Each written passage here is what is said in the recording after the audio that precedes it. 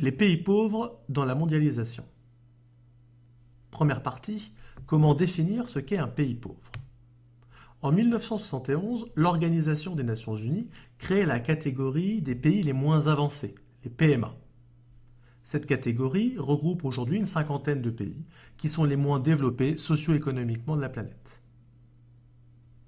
Ces PMA représentent autour de 12% de la population mondiale et doivent surmonter de nombreux obstacles, la pauvreté, l'instabilité politique, pour se développer. Deuxième partie, quelles sont leurs principales caractéristiques? Les PMA ont un IDH, un indicateur de développement humain, faible.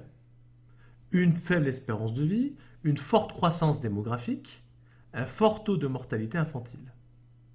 Leur population souffre souvent de malnutrition et sont confrontées à des périodes fréquentes de pénurie alimentaire.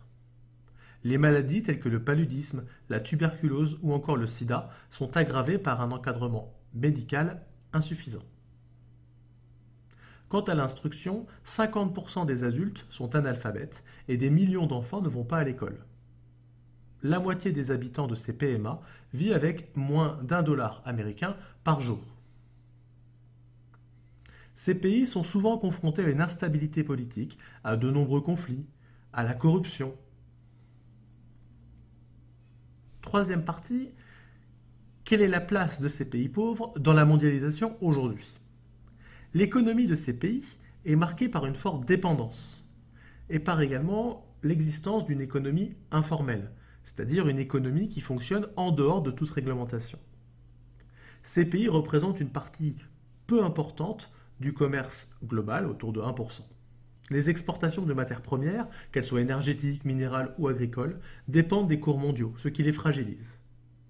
La mise en valeur et l'exploitation de ces ressources sont souvent assurées et contrôlées par des pays étrangers, qui peuvent participer à la réduction de la pauvreté. Leur endettement freine leurs efforts de développement, notamment en matière d'éducation, de santé et de modernisation de leur économie. La plupart de ces pays dépendent des aides publiques au développement, mais aussi des ONG, des organisations non gouvernementales, des associations, qui accompagnent des projets de développement pour réduire la pauvreté.